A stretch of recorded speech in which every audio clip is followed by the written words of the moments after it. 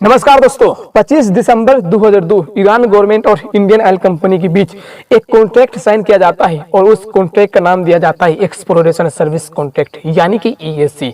इस कॉन्ट्रैक्ट के तहत इंडियन ऑयल कंपनी की टीम ईरान में जाकर नेचुरल गैस की डिस्कवर करने की कोशिश करेंगे और फाइनली 2008 में इंडियन ऑयल के कंपनी जैसे ओएनजीसी, इंडियन ऑयल कॉरपोरेशन और ऑयल इंडिया की टीम के द्वारा पर्शियन गल्फ में नेचुरल गैस की खोज किया जाता है और इस नेचुरल गैस को नाम दिया जाता है फरजाद बी। फिर 18 अगस्त 2008 को नेशनल इरानियन ऑयल कॉरपोरेशन यानी कि एनआईओसी के द्वारा एक रिपोर्ट जारी किया जाता है और उसमें यह बताया जाता है कि यह फरजाद भी कॉमर्शियली वायबल है। कॉमर्शियली वायबल कहने का मतलब ये है कि जब भी नेचुरल गैस की खोज किया जाता है तो ये रिसर्च किया जाता है कि जब इस गैस को एक्सट्रैक्ट किया जाएगा तो उसमें कितना खर्च पड़ेगा। सपोज मार्केट प्राइस से ज्यादा अगर एक्सट्रैक्ट करने में कॉस्ट पड़ेगा तो फिर उस केस में गैस को एक्सट्रैक्ट करने में कोई फायदा नहीं होगी और ये कॉमर्शियल वायबल नहीं होगा। मतलब इस केस में गैस को एक्सट्रैक्ट करना कंपनी को लॉस हो सकता है। लेकिन फरजाद बी के केस में ये natural gas company fully commercial viable declare कर दिया गया था।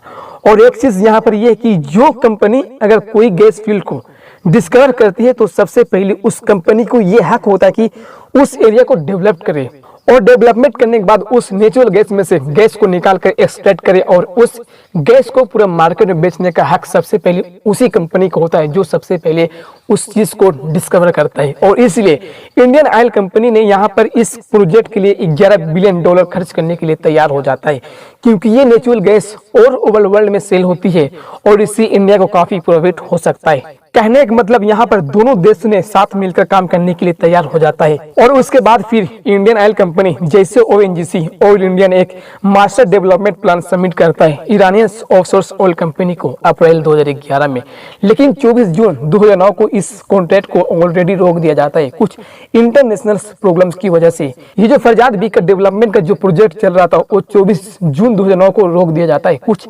इंटरनेशनल प्रॉब्लम की वजह से, क्योंकि ईरान ने साल 2011 में चुपके से न्यूक्लियर बम बनाना शुरू कर दिया था, यूरेनियम को एक्सप्लोर करना शुरू कर दिया था और इसी की वजह से यूएसए और यूरोपियन यूनियन ईरान के ऊपर बहुत ज्यादा सैंक्शन लगा देता है और इसी की वजह से जो इंडिया का इन्वेस्टमेंट था वो ब्लॉक हो जाता है। क्योंकि यहाँ पर इंडियन ऑयल कंपनी को कहीं ना कहीं ये डर हो रहा था कि अगर हम इन केस ईरान के फरजाद बी पर इन्वेस्ट करते हैं तो जो यूएसए और यूरोपियन यूनियन के द्वारा जो ईरान पर सैंक्शन लगाया गया है वो चीज इंडिया के ऊपर भी सैंक्शन लगा दिया जाएगा। सिचुएशन बहुत ज्यादा खराब देखने को यहाँ पर मिल रहा है। लेकिन जब बराक ओबामा प्रेसिडेंट थे यूनाइटेड स्टेट का तो उस टाइम पर एक न्यूक्लियर डील हुई थी ईरान और यूएसए के बीच जिसका नाम दिया गया था ज्वाइंट कॉम्प्रिहेंसिव ऑफ एक्शन, जिसके अंदर ईरान ने भी ये प्रॉमिस किया था कि वो भी न्यूक्लियर प्लानिंग के ऊपर जल्दी काम करना शुरू कर देगा। तो यहाँ पर ईरान भी तैयार हो जाता है न्यूक्लियर प्लानिंग के ऊपर काम करने के लिए और यूएसए भी तैयार हो जाती है न्यूक्लियर प्लानिंग के ऊपर काम करने के लिए। जब यूएसए के प्रेसिडेंट था बराक ओबामा, क्योंकि उस टाइम पर बराक ओबामा प्रेसिडेंट थे तो जितना भी सैंक्शन लगाया गया था ईरान के ऊपर वो सारे सैंक्शन को हटा दिया जाता है और इसीलिए साल 2015 में फिर से फरजाद बी का डेवलपमेंट की बातचीत शुरू हो जाता है।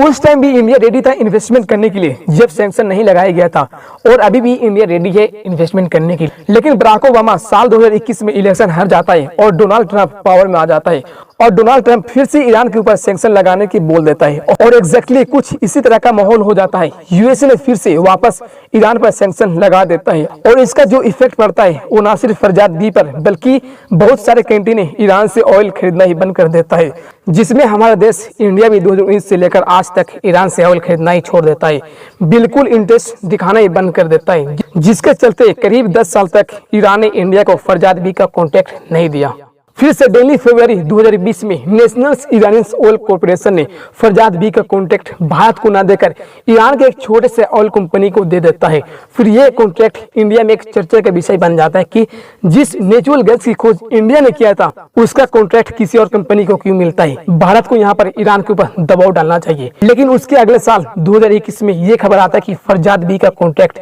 इंडिया को न देकर यह कॉन्ट्रैक्ट ईरानियन कंपनी पेट्रोफस ग्रुप को $1.78 बिलियन में दे दिया जाता है।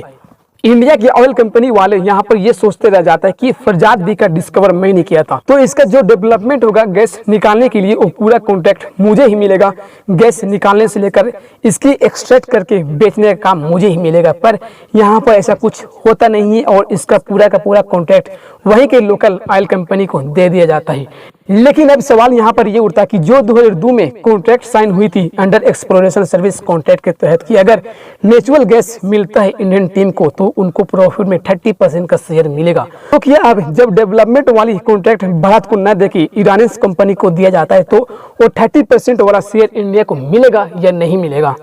तो इनकेस अगर ये कॉन्ट्रैक्ट भारत को ना भी मिलता है ना तो फिर भी 30% का शेयर इंडिया को इनको मिलेगा ही मिलेगा, क्योंकि ईएसी के तहत 2002 में 30% का शेयर देने का बात हुई थी सिर्फ नेचुरल गैस को खोजने के लिए, ना कि इसकी डेवलपमेंट करने के बाद 30% इंडिया को मिलेगा। भारत को डेवलपमेंट वाला कॉन्ट्रैक्ट मिले या ना मिले लेकिन 30% का शेयर इंडिया को मिलेगा ही मिलेगा। लेकिन दोस्तों पिछले साल ईरान के गवर्नमेंट ने ये ऐलान किया था कि हम इंडिया के बिना ही इस प्रोजेक्ट को आगे बढ़ा लेंगे। इंडिया को इन्वेस्ट करने से मना कर देता है क्योंकि ईरान ने ये सोचा था कि रशिया जैसे कंट्री के साथ मिलकर इस फरजाद बी को आगे बढ़ाएंगे। अगर रशिया फरजाद बी में इन्वेस्ट करने चाहता है तो रशिया के साथ मिलकर हम काम करने के लिए तैयार है। लेकिन यहाँ पर रशिया बुरी तरह से फंस गया था यूक्रेन वार में और ऐसा माना जा रहा था कि रशिया ज्यादा इन्वेस्ट भी नहीं कर पाएगा फरजाद बी गैस फील्ड में, और इसी रशिया के चलते ही ईरान ने इंडिया को फरजाद बी गैस फील्ड से बाहर कर दिया था। लेकिन यहाँ पर फिर से इंडिया को ऑफर देता है ईरान कि आपको फिर से ऑफर दिया जा रहा है फरजाद बी गैस फील्ड में मिलकर काम करने के लिए। अगर ये ऑफर आपको मंजूर है तो आप 90 दिन के अंदर आप रिपोर्ट कीजिए। तो दोस्तों यही था पूरी खबर जो कल से न्यूज में ये न्यूज आ रहा था कि ईरान ने इंडिया को 30% का शेयर देने का ऑफर किया है। तो अब यहाँ पर ये देखने वाली बात है कि क्या सच में इंडिया फिर से ये ऑफर कबूल करता है या फिर इस ऑफर को रिजेक्ट करता है।